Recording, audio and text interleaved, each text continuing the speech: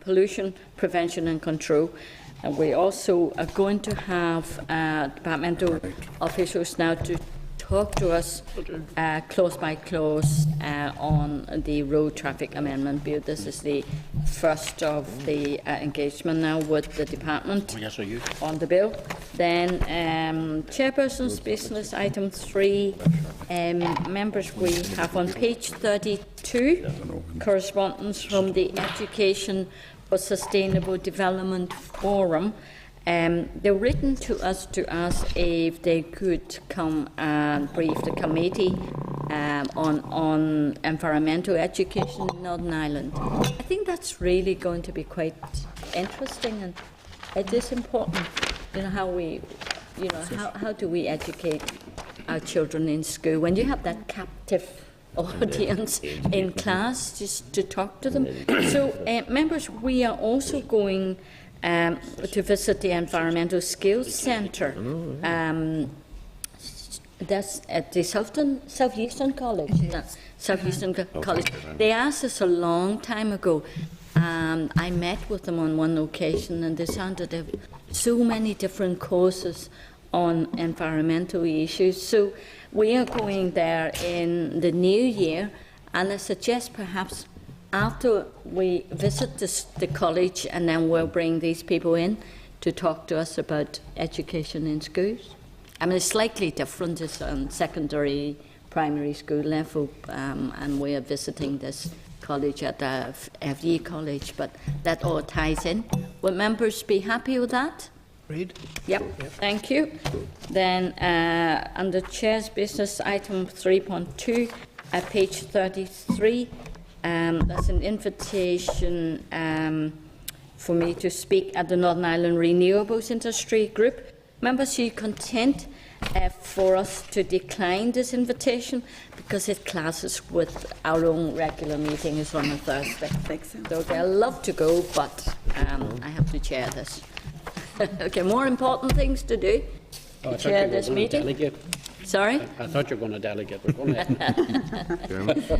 No. So item 3.3 as a tabled paper, members.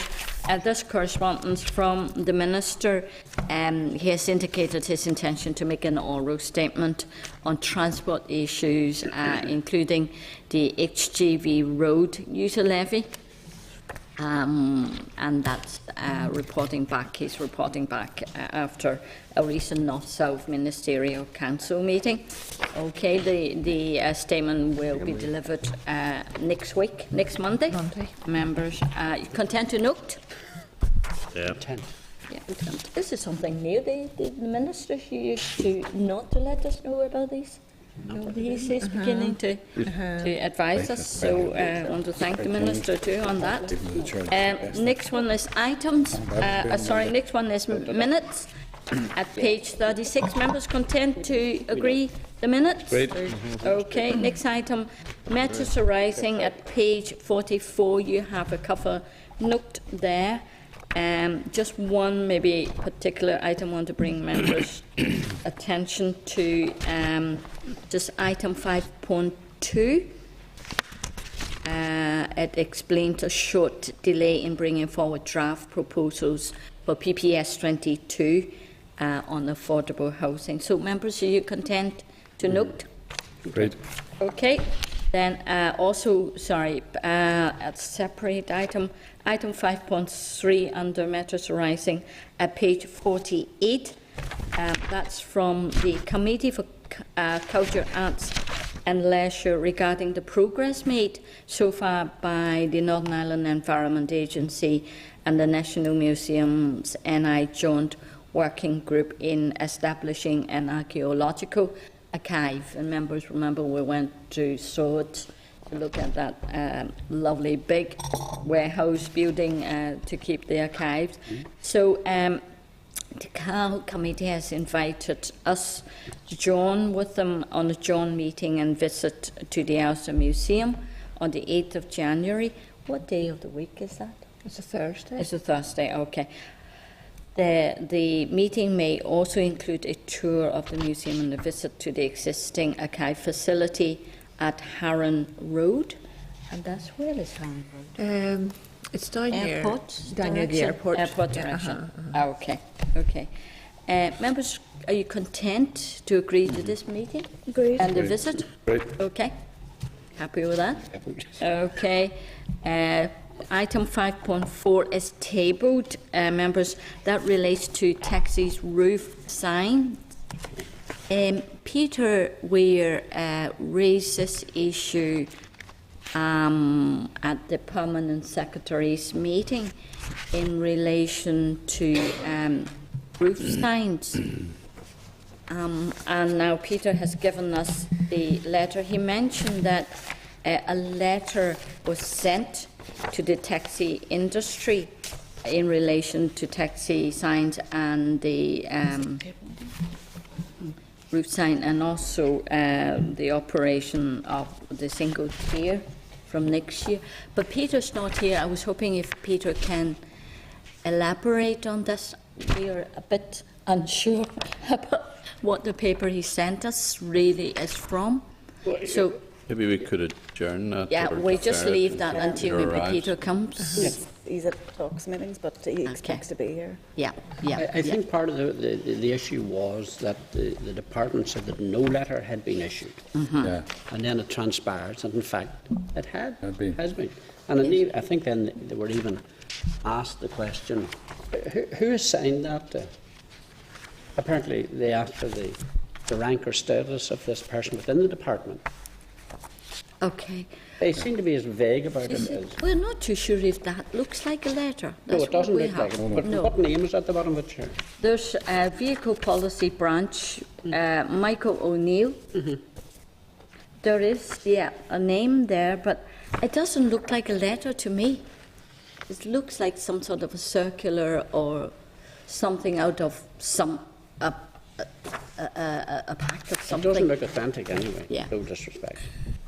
That's what we need to know. We need to know where this, what's the origins of this particular document. That's Yeah. the question that he wants to Yeah. ask. Now there at the back of it, that looks like a letter, but that's from the taxi industry itself Yeah.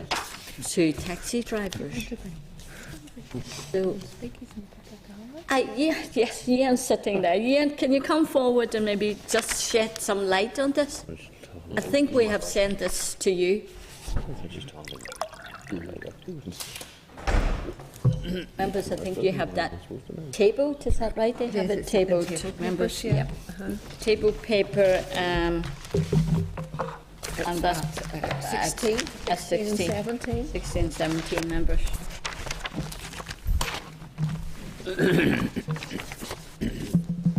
Ian, we raised this issue. I think it was then related to you by Helen, the Dallow. It seems like there's a letter sent to the industry about the road signs and about the implementation, the single tier implementation, and yet, the committee has not agreed to it. Yes, and Sheila passed a copy across yesterday. And we had asked, you're right, I was briefed that in the meeting with the Permanent Secretary and officials, Peter had raised the question of a letter having issued after you had indicated you weren't content with the number of SO1s. Yes. And we'd asked, we hadn't said no letter was issued, but we'd asked for sight of the material so that we could provide a full response to that. And this was provided yesterday. What I can say is the two halves of the document, one half came from the department, and that came from the department on the 17th of February this year as a document that was sent to a number of taxi operators, to IMTAC, to Disability Action and the Consumer Council, the taxi operators from both the private hire and public hire. And this was back then, it seems like an age ago, in February, we were wanting to tie down the detailed specification of the roof sign. For instance, it says in here it will be 140 millimetres tall. A number of comments were received back from that, including one that was sent to the committee, and the committee asked us for comment on that on the 26th of February, and we provided a reply on the 14th of March to explain what the letter had been and why it had been issued. And the particular concern was the potential increase of the height of the sign from the point of view of the cost of new signs and indeed the aerodynamics and fuel economy and so on. And as a result of the feedback received, we reduced the minimum height of the sign, made 1 or 2 other small technical changes. So it now appears that a taxi depot has sent this out, with a note dating the 1st of November. Dear driver, we have received notification. Copying this in, which isn't even the current specification of the roof sign, in as much as this process of engagement made adaptations to it.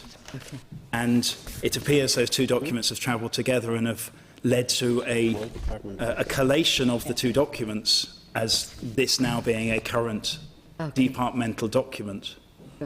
Has that document withdrawn in? Which document? This one.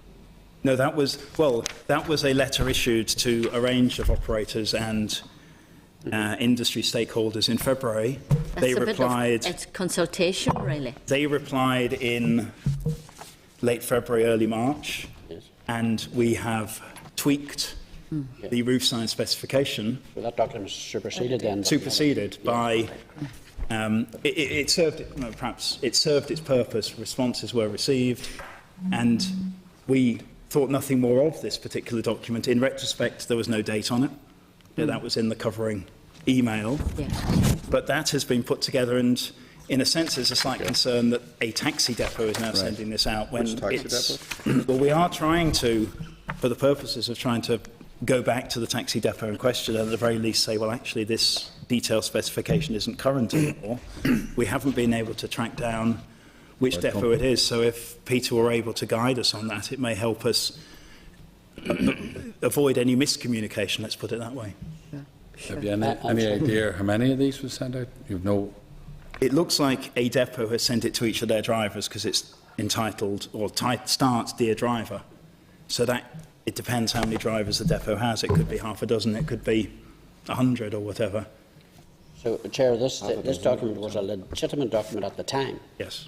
And do you now have the superseded document? The revised document? Yes. Well, the revised specification, the middle bit of the document, if you like, is being finalised, and elements of that will be part of the vehicle licensing, taxi licensing regulations. We were told of that, though, weren't we? At some point, we were told that had changed. As far as I know. Sorry. Well, We had been told that had changed, hadn't we? Because I had taxi drivers my own constituency. Yeah, that's right. Yeah. we wrote to the committee That's on right, the we've been told on that. 14th of March, and the particular issue raised by the North West taxi proprietors, and it was a response to us, but also they'd copied you in, Chair, was the height of the sign, and we said, and this was 14th of March, the Department has considered all comments received. The environmental and financial arguments to amend the minimum required height of the sign slightly by 15 mil are persuasive. As such, and in particular reflecting current market conditions and other costs, the Department is proposed that the minimum requirement for a roof sign will be 125 millimetres. So some of that detail, of course, will be in the regulations. So that's where that's where the update is, if you like, Lord Morrow, and those regulations are still not made or commenced. I think Peter is aware of who sent this letter out, but I think to avoid maybe naming the organisation, it's just photocopy the bottom bit. So we'll talk to Peter. Sunday, we don't want to cause confusion really in the sector. Colin? No, the reason I asked had we been told about this, because my memory was that we had, is that it's public knowledge and it's in the public record that had changed. Somebody, for whatever reason, had decided this month to put a document out that was produced last February that I would assume have known was out of date. You know, there's enough controversy within this bill and enough difficulty about people putting out that kind of misinformation. I'm not just sure it was very helpful.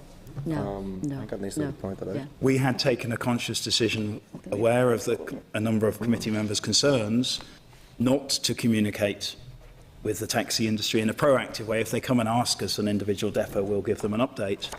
We have been holding communications back at this stage, which in a sense then creates a void which this depot and others may be trying to fill. So it's been a difficult line to tread when there is a legislative process which includes potential making of regulations and potential annulment, we had been holding back from communication about definitively what's happening Sure.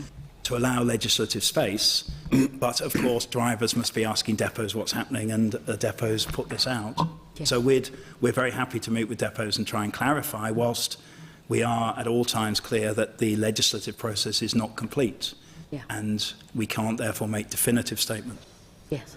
And understand Peter's concern because, you know, he certainly felt that we had not gone through the whole process. It's not completed, and then yet there's this letter out. So obviously that's wrong information. Well, the two being halves, sent out. the two halves That don't, didn't start together.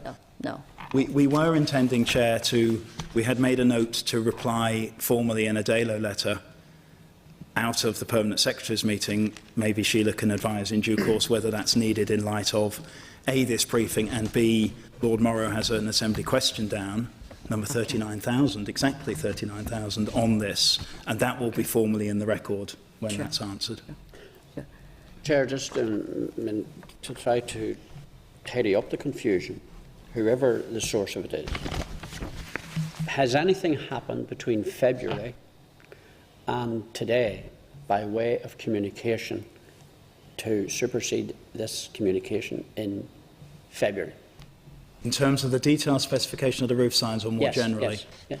The detailed, anybody who had the consultation document was told what the outcome of that was after the feedback. Although it wasn't a formal public consultation through the formal process, we applied the same procedures, which was, thank you for your comments, we've taken everything on board, we have now concluded this should be the specification. And Okay, they've so been they told all that. have. Yes. When were they told? That would have been told in March this year. March this year, but what has happened since March? On the roof sign specification, that is now being embedded in the taxi licensing regulations. And one of the challenges we have is taxi operators are coming to us saying, look, we've got some broken signs, we need to replace them. We, of course, want to replace them to a new specification if we can, not replace them in old specification. Can you tell us what the new specification is? The first paragraph in our response there always is, standard paragraph, the legislative process is not complete, we cannot give you definitive information, but in terms of the detail of the roof sign specification, our current draft is such and such. The last statement we made on timings and so on and dates was the Minister's statement to the Assembly on the 19th of June, in June this year. That's the last statement that's been made by the Department publicly on timing. Right. Okay. But I mean, the committee did put the Department on warning when they were pushing ahead, and it seemed to be, well maybe not, ignoring the views of this committee, but that they hadn't heard the last of this, but they pushed ahead anyway. So therefore then, that was when the rubber hit the road.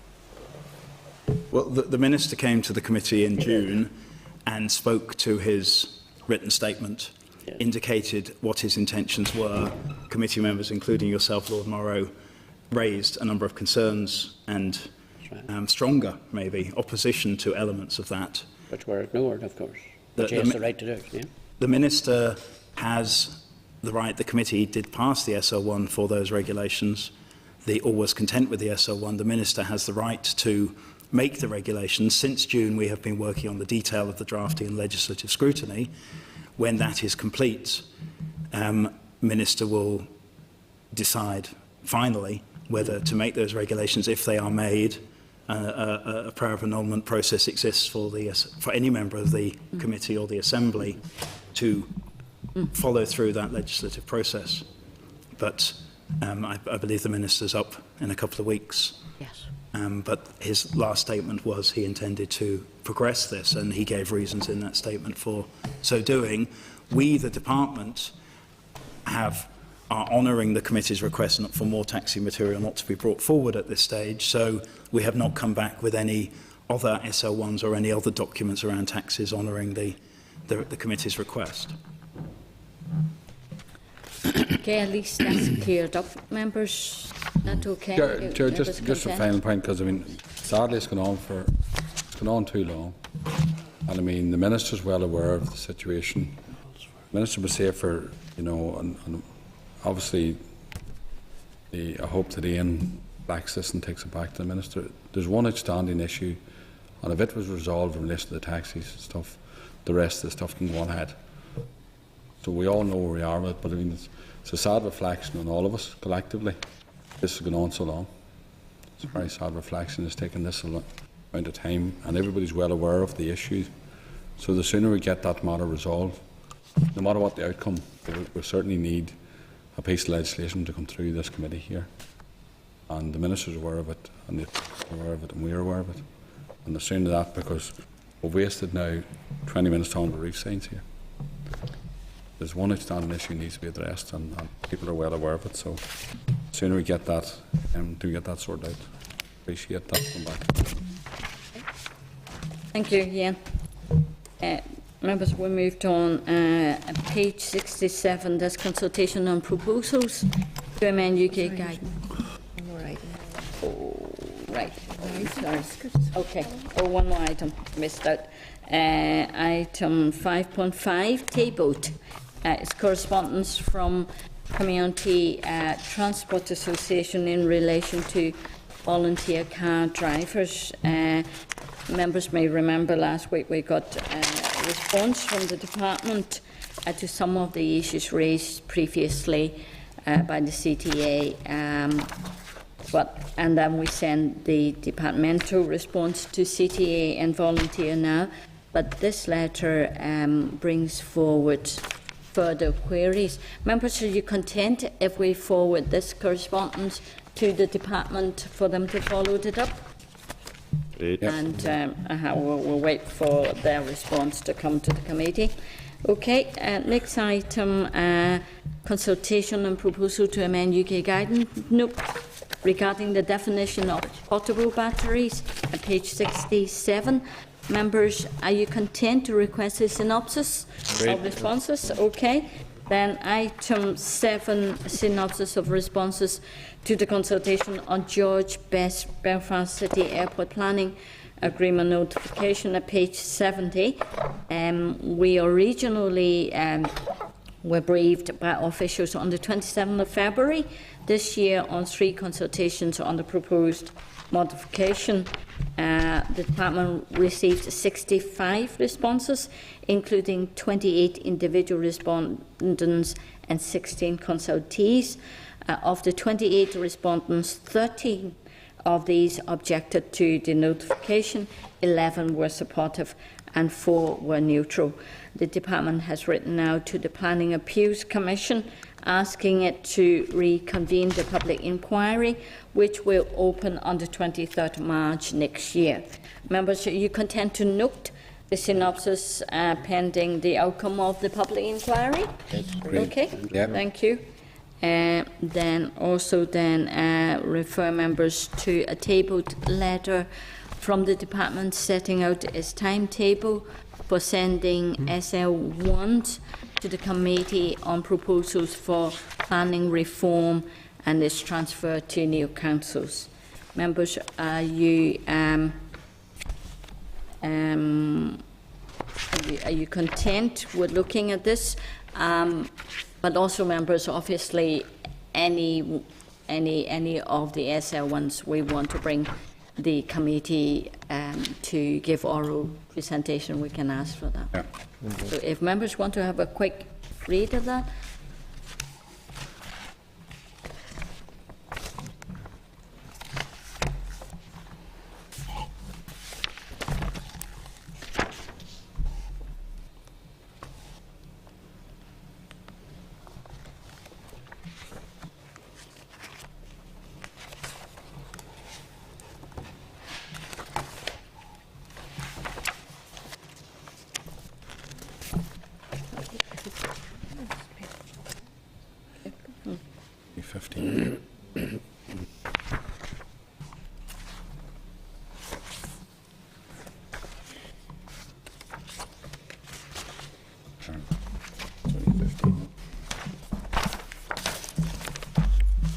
Well, when we see maybe more details, we can always then go back to the department and ask for oral briefings. Okay, members, we moved on.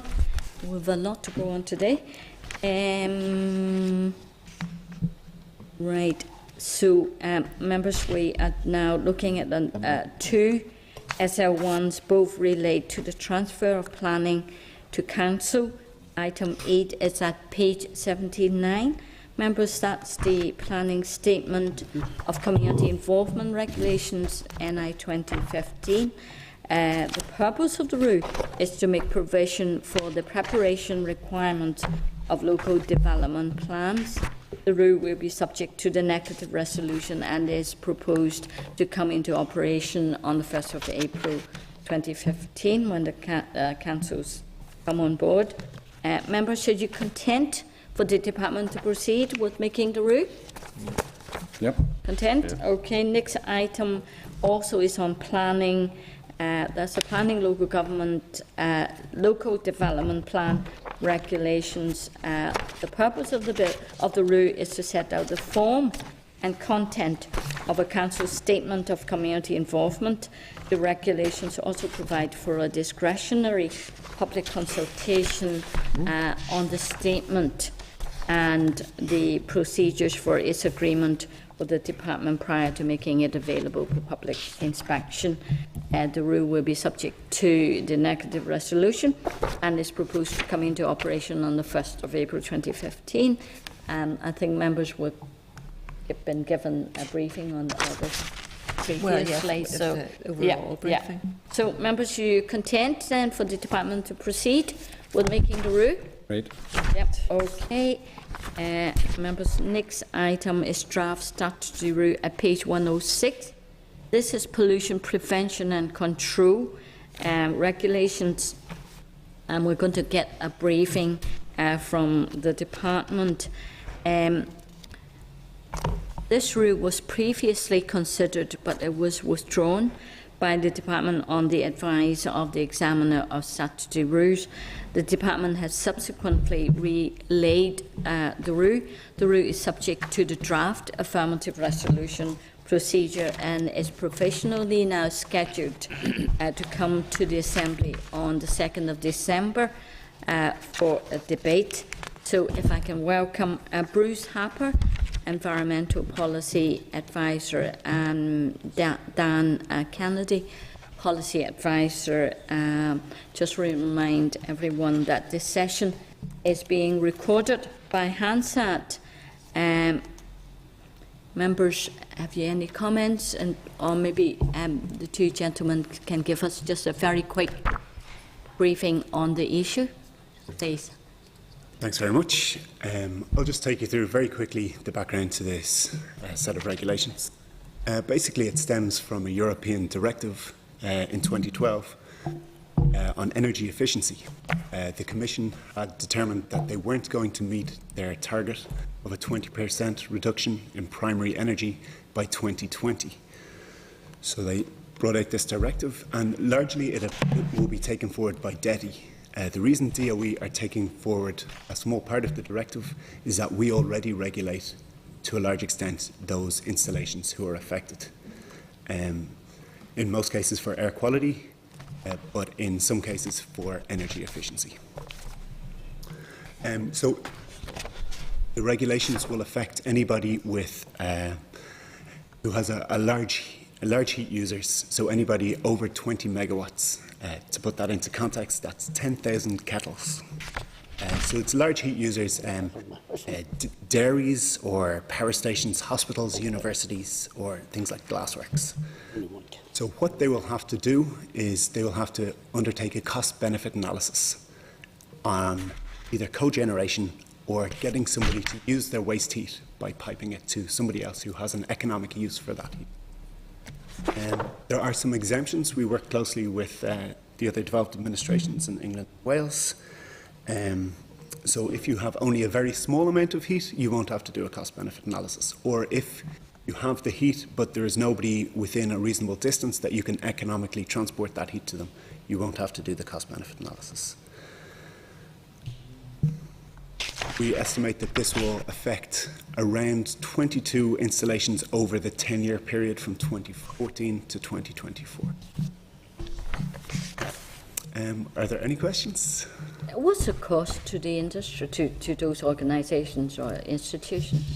So we looked at this. AMEC consultants took forward an impact assessment on behalf of DEFRA, and they estimate it will cost about £10,000 to £40,000 to get a cost-benefit analysis done, and also there will be some minor costs in administering that cost-benefit analysis, so in the region of £400 to £600, and for the regulator, somewhere in the region from £600 to £800. That's a lot of money. Universities and others already under financial constraint. It does seem like a lot of money. Yeah. However, we also looked at how much of a burden this would be, and what we found was that it's a fraction of 1% of the gross operating surplus. Okay. So we don't think it will be an unreasonable burden. Why is it so expensive to do that analysis? It's an excellent question. I wondered that myself. That is what the consultants came up with as their most reasonable estimation of the costs. Okay. But then but if they recommend any upgrade, that will be further costs, would it? Yes, but they will only be required to go ahead with this upgrade if it's going to save them money. Okay. So you will have to do a cost-benefit analysis, and if it shows that you will be saving money by selling your heat to somebody nearby, you will be required to do that, but only because it will be saving you money. Okay. Okay. Okay, members, any questions? Content? Very nice of Europe to bring that directive in. I suppose there's nothing very much we can do. We have to go along with it. It is a European directive, yeah. Yeah, yeah. Okay. You could write to Europe, Chair, and thank them Ours for is the not the reason directive. why. Well, we don't do it, then we face bigger fines. Do we face infraction fines? Is there any money out there to assist businesses? I'm not aware that there is. I should mention that there are big benefits from energy efficiency. I mean, it makes the economy more competitive, and it reduces our dependence on imported fuels, and that also protects us against shocks in the price of imported fuels. And also, it has the environmental benefit of less CO2 and less pollutants from burning fuel. Well, just through the Chair, maybe in future, if there's a directive or any change to any business or it impacts on business, maybe there should be assistance, financial assistance in facilitating business to adopt to changes. Maybe that's something we should consider in the future. From Europe, you mean? From Europe, yes. Yes, from Europe, not from Well, it's a our European own. directive. So, okay. Okay, thank you. Chair, this directive But goes that benefit would be coming from the EU, but applied through DETI, wouldn't it? Chair, If there are subsidies or grants. Chair, simple explanation. There's a European directive. It impacts on businesses. There's outlined here a cost. Surely there should be some financial assistance or some all the way. Obviously, it's long term and the benefit, but I think there should be assistance financially front. Something For we should consideration. argue for. Okay. Okay, Something thank we you. should argue for, yeah, yeah. But, probably argue by DETI, to get the money. Wouldn't it? Than I us? would imagine so. Yes, Okay, yeah, okay. yeah. Right. Okay, members, then, if I can put to you all that the Committee for the Environment has considered the draft statutory rule, the Pollution Prevention and Control Industrial Emissions Amendment Regulations Northern Ireland 2014 and recommends that it should be affirmed by the Assembly. Members agreed? Agreed. Great. Okay, thank you. Thank you. It will be nice and short then in the Assembly. another prayer of annulment. Yeah, yeah. Okay, thank you. Next item, members, the Road Traffic Amendment Bill. Now we are into informal close by close. Members at page 123.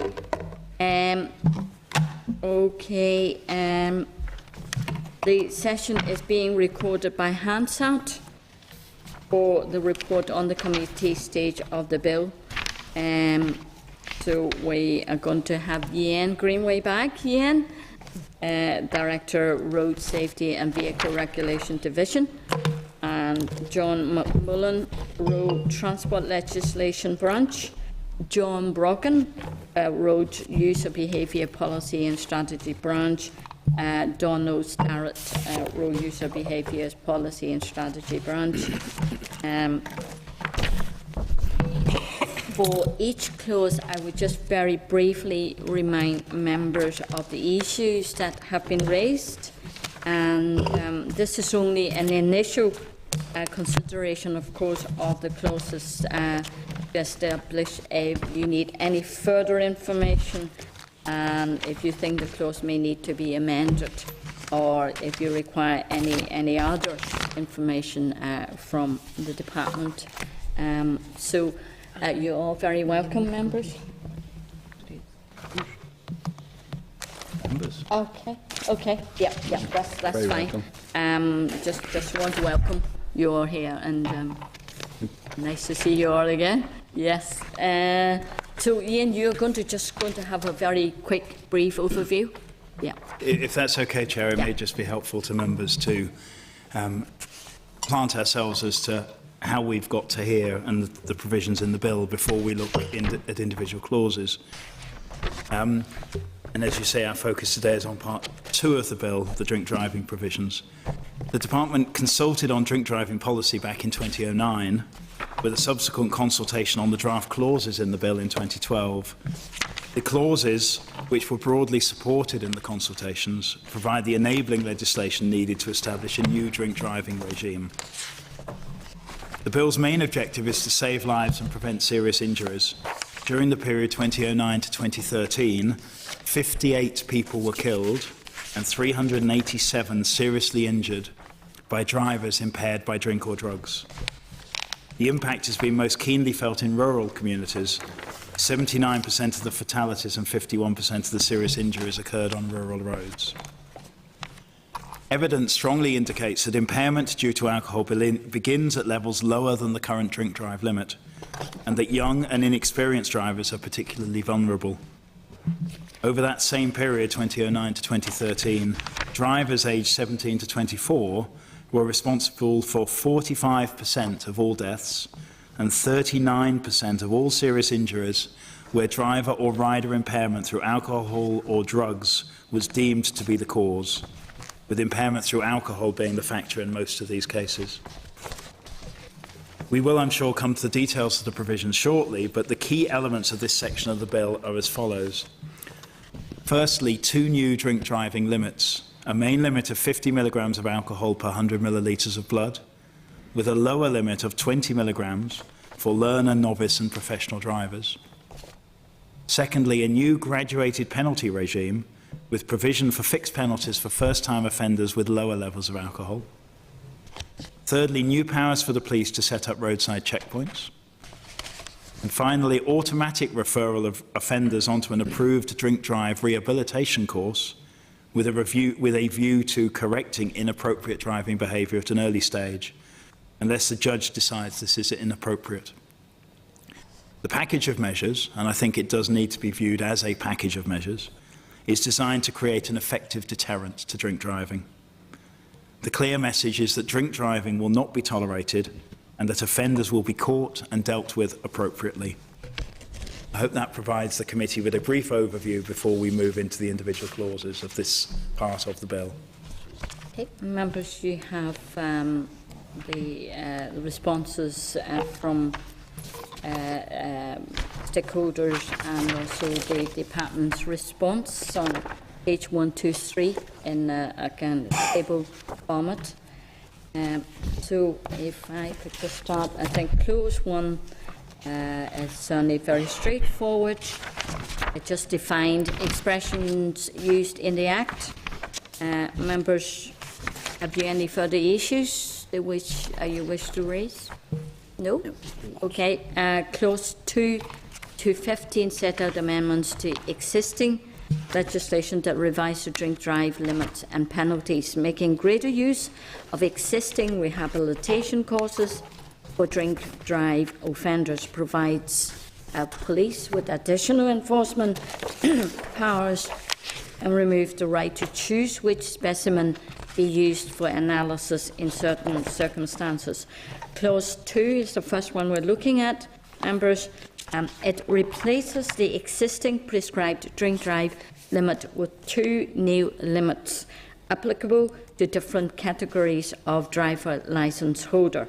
The first limit is 50 milligram per 100 millilitre and applies to a typical driver.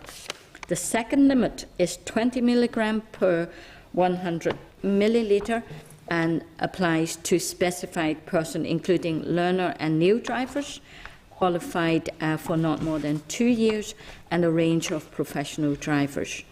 So if Ian can comment on the issues raised in the clause by Of course. stakeholders. Yeah. Donald. Okay. Yeah. Thank you, Chair. There's quite a broad range of views in this clause, as you might expect. Just to pick out the key themes, there was some support for zero limits, especially for younger drivers. There was also recognition that 50 milligrams is a suitable limit, as we've proposed. There was also, however, it's fair to say, there was some opposition to any reduction in the limit, on the basis mainly that it's the risk of being caught rather than the limit itself that acts as a deterrent. That was the rationale for that view. And that, I think, is just a brief summary of the main points. Yeah. Okay. Anybody, any comments on this? That's clause 2, members. I think fairly straightforward, really increasing the drink limit. I think a lot of the members just would one point support it. of clarity. There was some representations made by professional bodies saying that, you know, for example, in relation to taxi drivers or lorry drivers, that it is only in the course of their employment. Just to clarify that point. That's right, and the legislation is quite specific. Yeah. They have to be acting in the capacity as a taxi driver or any a professional professional driver. organisation should be satisfied with that safeguard. That's right. Yep. Only in their professional use of the vehicle, then they are subject to that lower limit. If they're driving their own private car, taking the children to school or whatever, then that's not. Okay. Carol? Yeah, thanks, Chair, and thanks for clarification. And I mean, it's hard not to agree with when Ian you outlined the figures in relation to the deaths. But just for the clarification in terms of the enforcement element of it, I mean, you know, you mentioned rural roads, the powers are going to PSNA. Has there been much response in relation to that, or do you feel enforceable, or is there any issue enforcing all of this, or how do you perceive that? Enforcing the 50 and 20. The feedback in general that we've got from PS9 will maybe come to some points of detail as we go through the individual clauses, Okay. but in general, PS9 are supportive. And some, I think, just to add to that point, at lower levels of alcohol limits, obvious impairments from outside the vehicle will be perhaps less clear-cut. The cliched weaving across the road and so on. Hence, the package of measures, including mandatory checkpoints and so on, as part of the provisions, that also providing a more visible, focused enforcement as well. Yeah. For people, it's a deterrent too, for people to know that it's going to be roadside stops. Anyone could be stopped.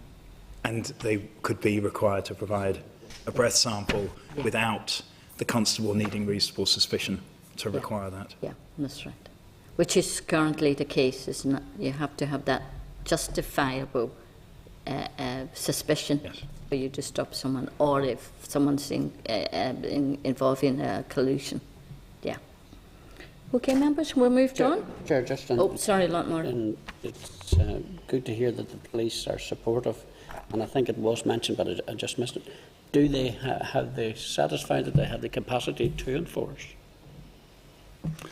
Legislation, I know itself is a deterrent, and I accept that. But I think that the legislation that is either not enforced or not enforceable is sometimes not a good story. And I'm concerned about just, did the police clearly indicate that they would have the capacity to enforce this type of legislation? The steer that we've been getting at the limits that are set in the bill, the 50, lower limits of 50 for most drivers and 20 for specified drivers, yes, the feedback we're getting from the police is that they do have capacity to enforce at those levels.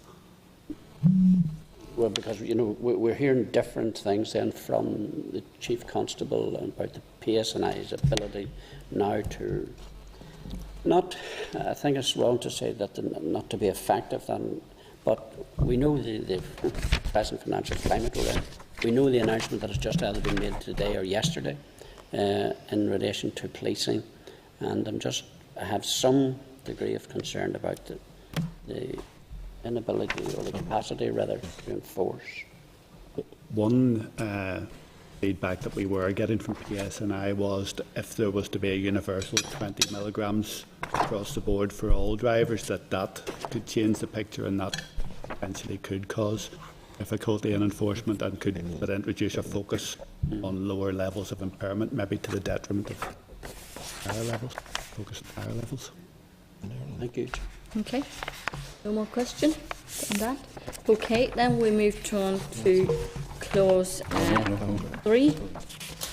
This clause will retain the right for the driver to ask for a blood or urine specimen to replace a breath test if that breath test is marginally over the present prescribed limit at the new lower prescribed limits. The Department proposes a small technical amendment to Clause 3 to comply with the examiner's recommendation on the delegated powers memorandum that the regulation-making power should be subject to draft affirmative resolution rather than affirmative resolution as presently drafted. Can you explain to us why? When the delegated powers memorandum was put to the examiner statutory rules, the one point he had was that some of our regulatory making powers should be by draft affirmative rather than affirmative resolution. And quite a simple change, really. Draft affirmative, we draft the regulations and they're not made until the Assembly affirm them. The affirmative, we make the regulations, but they don't come into operation, but the examiner has said draft affirmative is more appropriate. We're quite content to go along with what the examiner said there. Well, will they have to come back a second time then to the Assembly? No. No, it's a set of regulations. Well, I suppose it does come back. Affirmative resolution has to go and be voted on the floor of the Assembly.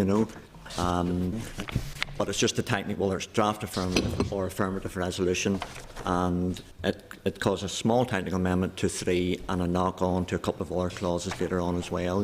But it's a recommendation that the examiner made, and we're quite happy to comply with that. What's the rationale for that? The rationale, actually,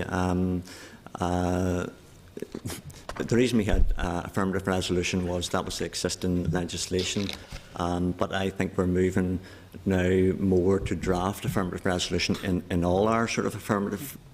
It's more consistent, I think, with the way the approach is nowadays. So. Okay.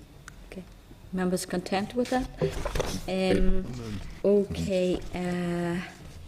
Were there any points made by respondents to the committee's call for input on clause 3? Sorry. No, I don't think this clause was specifically addressed. Clause 3, members, any questions? Or maybe if you can very briefly just go over the comments from could I maybe ask this question just in terms of because maybe it's the way it works out in practice.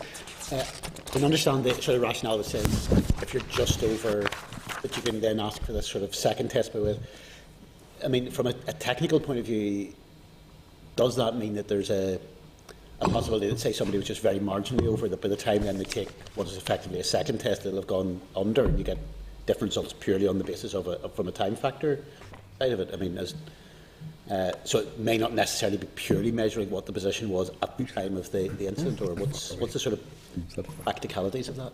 That far away. This I is think the really police raised that point as well after a few hours when they're waiting in the police station for a doctor to come, a nurse to come, and then the level, the blood level would have gone, the alcohol level would have gone down in their bloodstream. I mean, just I suppose really to recap, that's the issue around the statutory option where people who are registering marginally above the limits have the option to request a blood or urine sample. And It's only the lower limit, though. It's all the limits. It's at all the limits. At the moment, the limit sits at 80, and if people are registering marginally above That's current. 80, they have the option for the statutory option.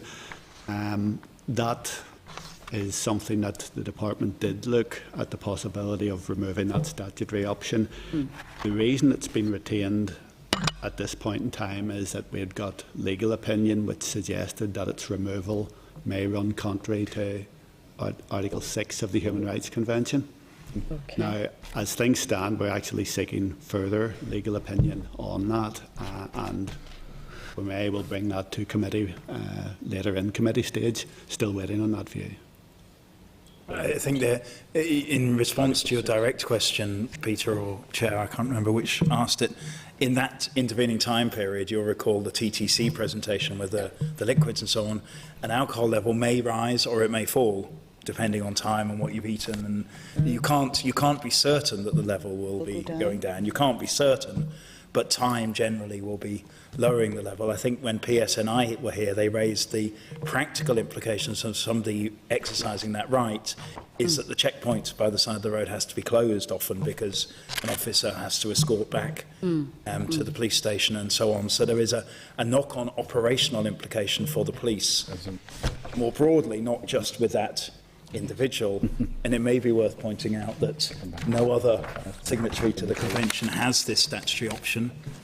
It's never existed in Ireland, and Great Britain is just in the final stages of removing it in a bill that's been through both houses of Parliament and is awaiting royal assent. We could be in a position where we're almost retaining and training something which actually then wouldn't apply elsewhere in terms of I mean, the other thing is, well, I appreciate what you said in terms of the fact that the nature of the blood alcohol side of it, can be, there could be some variation. Consequently, it could go up or down, but it could really, as an option, it could only really work to the benefit of the person who is being breathalyzed, because clearly, if they are, take an example, sort of 5% above the limit, and go for the urine test, well, they might, on the one hand, it may take them down below, which is the advantage. If it goes up an extra 5%, well, actually, they're still over. They're no worse off. And I assume that pretty much anybody, would want that. Yes. It may be a very marginal issue if you're talking about in court that you end up slightly higher registration on it, but in a general bit, there's a different legal opinion. Chair, there's a different legal opinion there.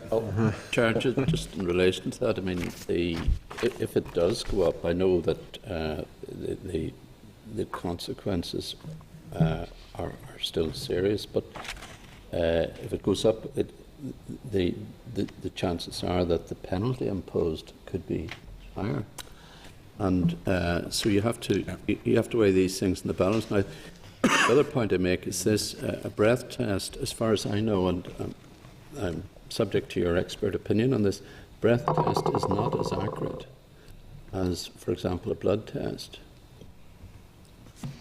I think it would be fair to say it may not be as precise. It may not be as precise. Yes. But any of those tests in urine, blood or breath are taking a snapshot of a sample of one's breath. Yes. One breath, not the next breath. The blood at an instant in time. So if you're trying to use any of those to say what was the state of an individual at the time of a collision or when they were pulled over by the police, yes, even in that time from the police pulling them over, for the 2 or 3 minutes it may take for them to exhale into the bag. Yeah. So accuracy is perhaps, that's why in a scientific way I'm using the word precision, the measurement of that particular piece of breath. Yes, but the point surely is, Madam Chair, that the more precise a reading, the more just the result. The fairer it is to the person who's faced with a very considerable penalty if they're found on the other side to be guilty of excess alcohol. So we have to, we have to preserve a balance in terms of people's rights, and that's why it could contravene Article 6, the right to a fair trial. It may just be fair to say that, or relevant to say, 2 breath tests are taken.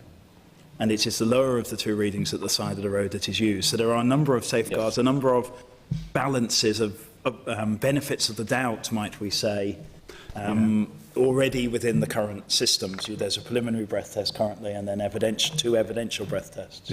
The other point I think to make is that the limit currently sits, as things stand, it sits at 35. Now, the police don't actually take any further action for readings 36, 37, 38 or 39. It's only at 40 that the police will take further action. So there's a tolerance built in there as well in terms of this. Yes, yes. So. Just to clarify, 35 in breath is equivalent biologically to 80 in blood. That's what the problem, as I see it, Chair, is that you're dealing with very small margins at this point. And in order to be fair to the person that's being breath tested, you have to allow for that because the very point that you've made about precision, that is less precise, it's not as precise a breath test as, for example, a blood test or a blood analysis. Well, I certainly recall the police during their briefing to us, or their oral evidence given to us, was that that option was brought in 30 years ago when the law came into force, when the breathalyzers were not that accurate. That's why people had that option. But as technology improves, now the breathalyzers are fairly accurate.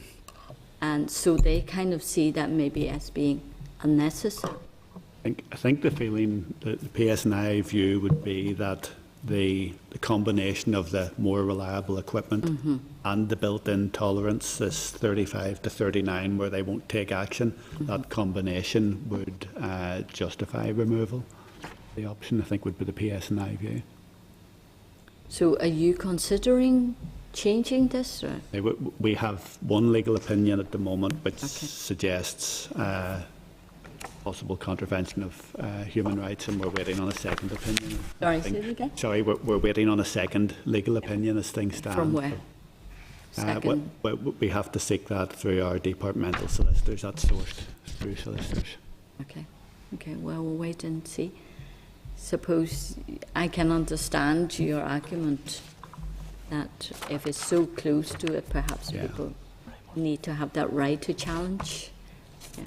Okay, well, we'll wait and see. You'll come back to us about that. Clause 4 provides police with power to establish a checkpoint and to require the person in charge of a vehicle to provide a breath test. Members, any wish? Maybe, yes, if you can briefly talk to us about comments. Is that Donald? Donald? Sure, yes. Clause 4. I think the main comment really that came back in this was that it was strong support from the PSNI for the I would think so. Yep. And I think even going back to the original consultations, there was the views that we were getting as a department that was that this was way to go, basically. Well, whether the public would like it or not is another matter. Being put in and delayed on their travel. Okay. But there's only, was it only one submission? One from PSNI? Yeah. That's all? When you get it, sure. Okay. Yeah.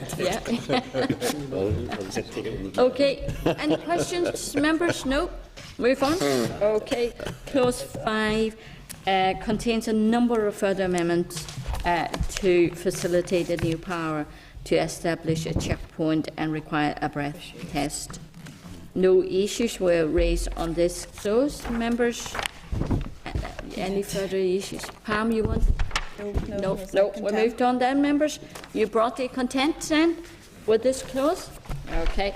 Clause 6 is for amendment to enable police to carry out evidential breath tests at the roadside without the need to have firstly conduct a preliminary breath test and extend the police power of arrest currently linked to the preliminary breath test to enable police to arrest a person following an evidential breath test.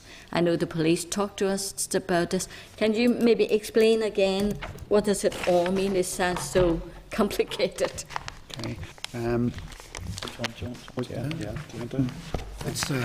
It does really two separate things, Chair. The first, it removes the legislative requirement to complete a preliminary breath test before an evidential test. At the moment, because the police operate with roadside preliminary testing equipment and backed up by the evidential test equipment, which is based in custody suites in police stations. That's urine or blood tests. Yeah. Well, even the evidential breath test machine is within the police stations. Okay. But the legislation at the moment, the way it's written, requires the preliminary breath test must happen before an evidential test. So with the advent of, or what the police hope to anyway, to bring in roadside evidential tests, it will remove the need for that initial preliminary test. So that's what the amendment today is designed to deal with. The second is very closely related. It enables the police to arrest a driver at the roadside following an evidential test. Similarly, the current legislation would allow the police to arrest a person on the basis of a preliminary test, but not yet on the basis of an evidential test. Because together, the two things will enable the police to reintroduce the use of evidential roadside testing. That's just one breathalyzer test. Yeah. Sorry. What, still two blows or one blow? It'll still be two, yeah. It's simply the machinery at the moment. Okay. For a lot of environmental reasons, cannot be brought out onto the road. The machines currently in use could be subject to distortion, say from electrical interference. Yeah. But the advent of this new machinery that they are about to inquire will enable them to bring it out onto the roadside without any danger of distortion. Sorry. You will? I didn't realise I haven't switched on the plug. Usually it's switch on when I plug it in. My battery's running real low, is warning me. Okay, sorry about that. Yes. Okay, members, any questions? Happy enough? I think that maybe makes it clearer to people who know that that's it. Yeah. Okay, next is clause 7, enables the introduction of new administrative fixed penalties, graduated penalty points, and a fine will apply at BAC levels below the existing limit where there is no existing offence. If officials can comment on the issues raised by people.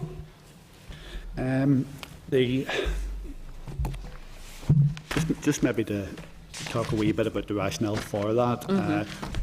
Really what this clause is doing is allowing the department for the new lower level offences, so offences occurring at the new lower limits, to have the option of a fixed penalty for those offences. And one of the things there, and we'll come to that again later, but one of the things there is to try to check inappropriate behaviour quite early and have the option of offering people a drink driving rehabilitation course, which have been shown to be very effective. So in terms of the views we got, the PSNI accept what the department's trying to do in terms of checking such behaviour. They do have some concerns, it's fair to say, about the process.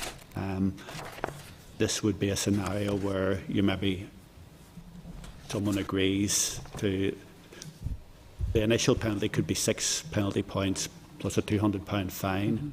If you agree to go on a course, it's 3 points and 100. You subsequently don't go on that course. So there's a lot of to and froing, and I think the people if you don't go, there's even higher penalties. If you don't finish the course, is it not a higher penalty No, you don't benefit from the You reduction. don't benefit from Okay, the so you reduction. go back Yeah. to the original Right. 200. Okay. Or if someone refuses the fixed penalty, the case comes to court. Okay. Works with speeding. It works with the speeding, doesn't it? Yeah. So it is that administration kind of time you have to go back and check that they've completed the course and all that. But we would education is so important. Absolutely. I was going to say we would see rehabilitation, and rehabilitation in this case is an early stage because this would only apply to first-time offenders below the current legal limit. Yeah. Above the current legal limit, we're into bans, subject to judicial, of course, judiciary making decisions on the individual cases, but a ban as we are now.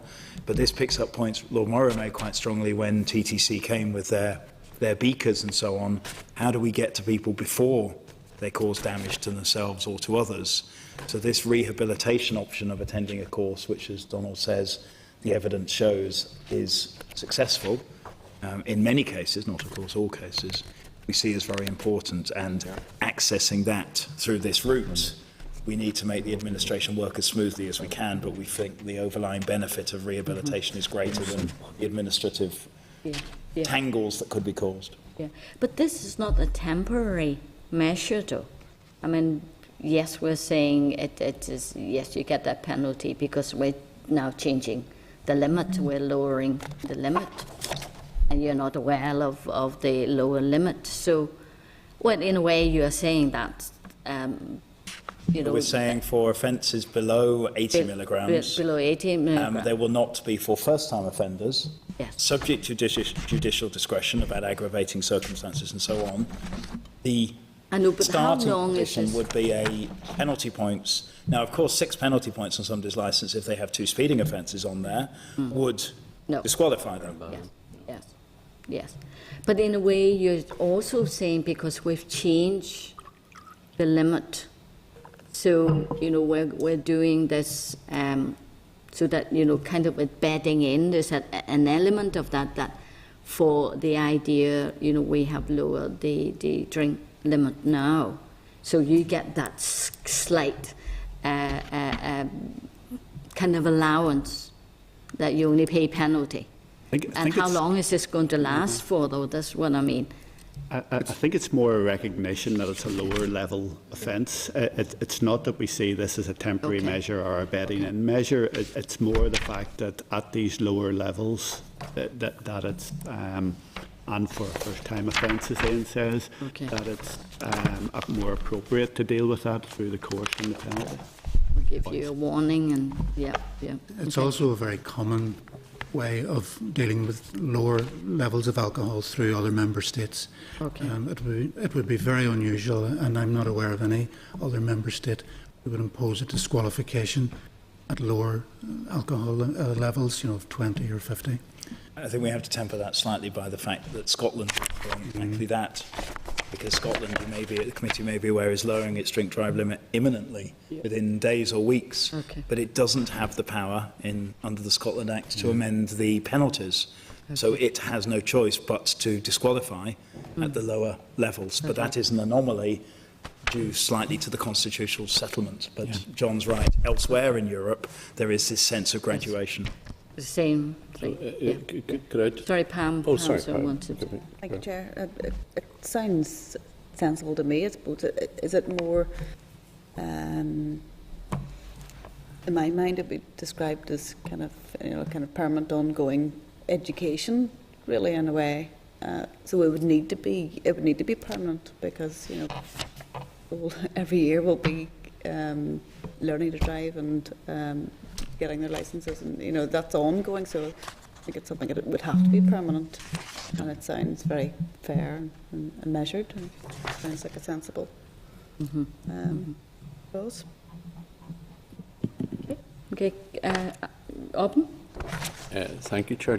Just in relation to the issue of professional drivers, in circumstances where they marginally exceed the new limit, as it were, of 20 milligrams,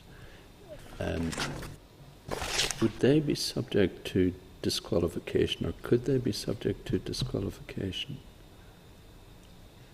In terms of if it was marginally over the 20 milligrams, yes, they would be offered for a first offence, they would be offered the fixed penalty of 206 points would be the first punishment, and then if they chose the course, it would be 103 points. So it would be exactly the same punishment at that lower level. Yeah, it's just that if there was a disqualification there, it would be much more serious than to an ordinary person, because this is their livelihood.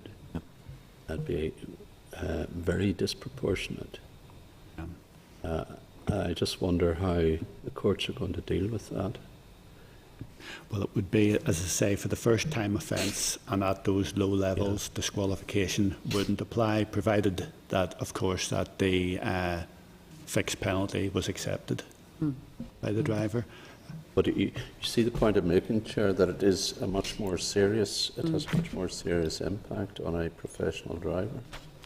But they are still given that first choice, or first chance of, paying the penalty and then not being disqualified, which is a lot more. You can argue, taking Alban's point, if you are a lorry driver driving an HGV and you are caught at 25, shall we say, that if we had automatic disqualification for exceeding the limit, i.e. if we didn't introduce this clause, there would be disqualification subject to judicial discretion.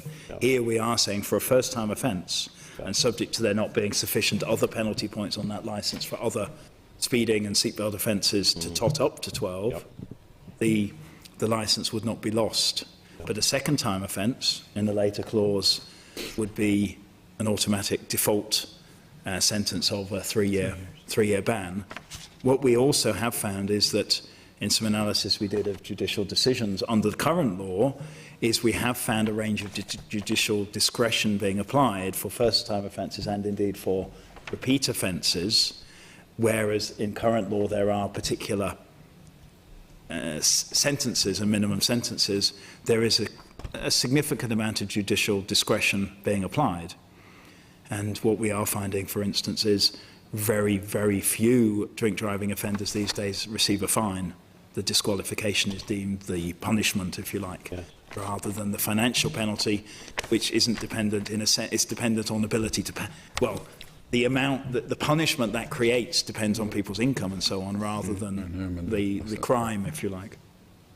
But on a second offence, if you're subject to a 3-year ban, it's a huge impact on your life if you're a taxi driver or a lorry driver. The reverse argument would be if you are driving with alcohol in your system on repeated occasions and you're driving such vehicles, there are significant impacts for road safety, or significant risks to road safety. No, I understand the point you're making, and it's well made too. Yeah. Okay. Yeah, thanks, Chair. And I suppose I've just seen a wee note there in relation to Clause 3 about the media campaign, because I was quite shocked once we received the presentation from one of the groups in terms of what you actually would be allowed to drink. If that had to get out, I could imagine a lot of people just testing it to the limits in terms of the extra one or the extra half measure, because it was alarming. But my point in all this, and I understand this clause in dealing with the courts, but surely the message in the media campaign should be about not. The whole idea for these such low limits is for people not to try even one drink, and that's the key. And I'm just wondering, in terms of, I forgot to ask about the media campaign and how you're going to roll all of this out. Well, there will be a media campaign. Our current media campaigns are Never Ever Drink and Drive, and there was an interesting exchange between Eddie of TTC and Ian McRae about breathalyzers in vehicles, and that the TTC saying that's a bad idea because it gives people almost the challenge of getting up to the limit. But there would be, assuming the legislation receives royal assent, there will be some secondary legislation required, and the phasing of that and commencement will be determined with the police, because some of it, as we've mentioned, new equipment and so on. But there will be extensive media communication and messages out in advance of, but not too far in advance of, the changes. using best practice as to when are the best times and what are the best channels. And just on that, because I mean, obviously there's a concern with the rise in deaths this year. It is very concerning. In terms of figures, I know, Ian, you give a few figures at the start. In terms of the offences, drink driving offences, have you any figures in relation to that, even from last year, in terms of those drink driving and the type of penalties that were served over the last number of years? No. We do have analysis that was done of the sentencing records. Now, that only went up to about 2011 from memory, just the amount. But we'd be happy to share those. I don't think there was no sensitive data, there were numbers rather than names, both for first-time offenders and for repeat offenders. But it wasn't contemporaneous just because of the trawling back into the courts service systems. But because I think nearly at this time of the year, run up to Christmas or just after Christmas, you always get the PSNI figures for the number of people who've been stopped over the Christmas period in particular. But I know that on the Gardaí site, when you want it lists out all the different types of offences that I think it's on a monthly basis. In 2012, there were 2,300 people prosecuted for drink driving offences. 2011, 2,400. 2010, 2,600. Now, whether you can read a decline into those figures over the 3 years, but it's of that order, the number of people in Northern Ireland. At current levels, we can only conjecture what the addition will be, because, of course, we don't have data as to how many people are driving around between 50 and 80, because it's not an offence, it doesn't turn the breathalyser red. But we can conjecture, and I think we had done some approximate numbers, that it would be several hundred less extra. than 1,000. Fewer than 1,000 extra was our projection, but they are projections using some of the experience in the south, for instance, where they have introduced the lower limits in other jurisdictions. Yeah, they saw a dramatic drop. Yeah. So, slightly off topic here, but what they do in a lot of the radio stations in the south, it's every day as part of the ad sections, as they would tell you how many people have died this week, and this month, and this year. I think that's actually quite powerful. Just to read out the figures. I'm conscious Is it an advertisement or is it just information fed to the news desk? Oh well, it's put out as an advertisement, like in the same way that your advertisement is paid for. It's the number of people charged with or convicted of drink driving, the number of penalty points, and the number of fatalities. Yeah, right, that's it. Sure. Sorry. Good to turn. Would the budget cuts affect the ability for you to have a really comprehensive advertising campaign? You know, your columns right, Cahill's right. You know, we need a good communication package for this. We will put together a good communication package. The likely budget settlements will make that more challenging. Yeah. But we will need to rise, the department, will need to rise to that challenge. Yes, and they indicate how many police stations will be closed now. Okay, members, we'll move on then at clause 8. Will allow a reduced penalty for completion of an approved cause for drink drive offenders. No issues were raised on this clause. Good positive support for this. Members, any issues you may want to raise with the officials? Or are you broadly content? Content? Okay, we moved on then clause 9. That enables police to issue the further fixed penalty fine for non-completion of an approved cause for drink drive offenders. I think the issue would be really administrative cost and time, isn't it, to have to monitor it and check it back? But there's no issue, I think, sent in from anybody else. The police didn't mention that, I think, at the very beginning. That language may have led to your question, Chair, a little earlier, was that an additional penalty for not going on the course. But this additional penalty is to bring it back up to base level. So that you say you'll go on a course, you receive the reduced one, but you need to come back up if for whatever reason you don't attend within the limit. So it is additional to what you're given, but only back up to where it would have been. Should there be an increase in penalty if they say they would go on it and then they don't? And there's a waste of your time, police time, and everyone's time. If they book for it and then don't attend, I'm sure there's a cancellation fee that's charged by the provider. Because they've taken the space. And how much does that cost to go onto it?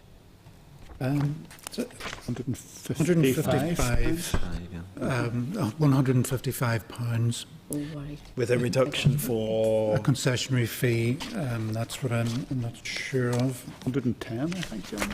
this is about It is 25% for 110 is the concessionary hardship fee. cases. So if you're on benefits or something like that, you could Yes. you get 25% off. That's still quite But a bit. throughout the operation of our courses for drink drive offenders, we've always tried to emphasise that it is voluntary. And I think the course providers would argue strongly that they get best value from people who attend voluntarily rather than compulsory, or if they feel they're here simply to avoid something worse, like a disqualification. But are other courses run during daytime? That means people have to take time off to go and attend it. Can be a bit of a stigma to tell your boss. Every week you're going on that course. Are they all run during As daytime? far as I know, they are Yeah. currently. Okay. You'll probably have been reported, of course, in the local papers as having been convicted if you've been disqualified, so the stigma probably exists anyway. Yeah. Okay, right here. And then clause 10 allows for additional penalties to be imposed for non-payment of fixed penalties. No issues were raised. Members content to move on to the next? Okay, clause 11 enables further penalty points to be endorsed onto a person's driving record without the need for a hearing in court when it is established that the offender has failed to complete a course satisfactorily. Happy with that, members? Agreed, yeah. No questions? Okay, move on. Clause 12 introduces a graduated minimum disqualification period as linked to the amount of alcohol consumed at the time of detection. Comments received were all supportive of this clause. Members, you okay with this? Yeah. Moved on. Okay, clause 13 imposes the current minimum penalty of 36 months disqualification on offenders who have been convicted of more than one offence within 10 years. Okay, comments received or support this clause? Members happy with this? Okay, we moved on. Clause 14 makes the referral to a cause for drink drive offenders automatic. Makes the referral to a cause. Yeah. Members, comments received were all supportive of this clause. Members, any issues? Happy with it? Moved on. Clause 15 contains an enabling power for the department to make regulations that will provide for the recovery of costs associated with the management and administration of the courses for drink drive offenders. No issues were raised. Okay, members, content with this? Okay, we have kind of dealt with this chunk, this part, members. Then we have then completed this informal consideration of the abuse clauses up to now, up to clause 15. So we'll leave the next part then for the next meeting, which is next week. Yep. So we'll see you back again.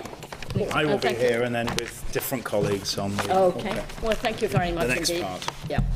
But this is the easy part. I wondered whether you wanted to nod through the graduated driver licensing while you were on No.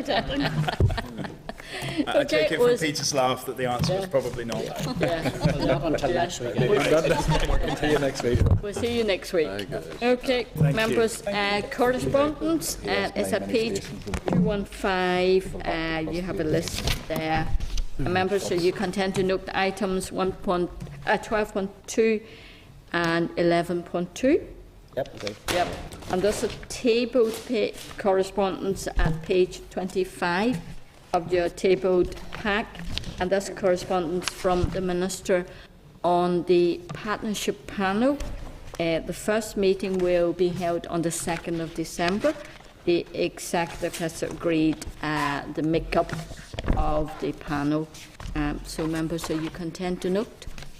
I think Nelker, got their wishes to have quite a large number of members on it. Yeah. no issues with this, members? Happy to move on? Okay. Forward work programme is at page 263. Members content to note? Good. No AOBs. And any AOBs from members?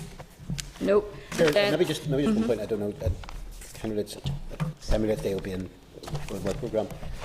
And forgive me because obviously I was late, so this might have been raised already, but just in terms of moving forward, obviously there was a separate issue in terms of, I know it was sort of dealt with earlier in terms of some of the taxi stuff, but in terms of the legislation side of it, because the Department have given indications of, that their plan was basically to have single tier in by the end of January in relation to that.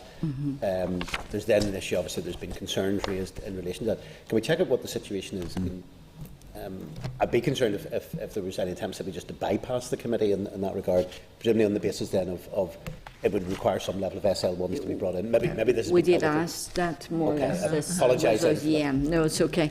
The Minister is still going ahead with this, and the Department officials are still working that this is going to go ahead. So Minister's coming in 2 weeks' time. I understand, but what does that mean from a practical implication on that basis on it? Because if the Minister, and I appreciate there may well be there's clearly a clash of views, that's so be it in that regard, but from the practical point of view, is the Minister simply going to steamroller in without actually there being any degree of vote or opportunity in terms of actually SL1s in terms of that side of it, or what's the?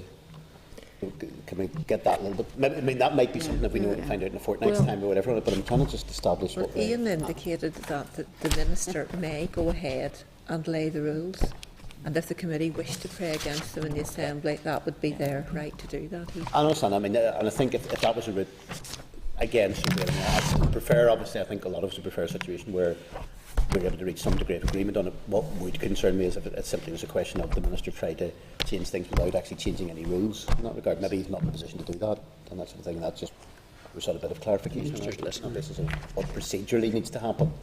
If it's simply a question of he's laying the thing, which then there's the opportunity for the committee to either pray against or not pray against. I think that's fair enough as a situation. But if it was simply, look, we're going to administratively change this without any opportunity for the committee to do anything about it.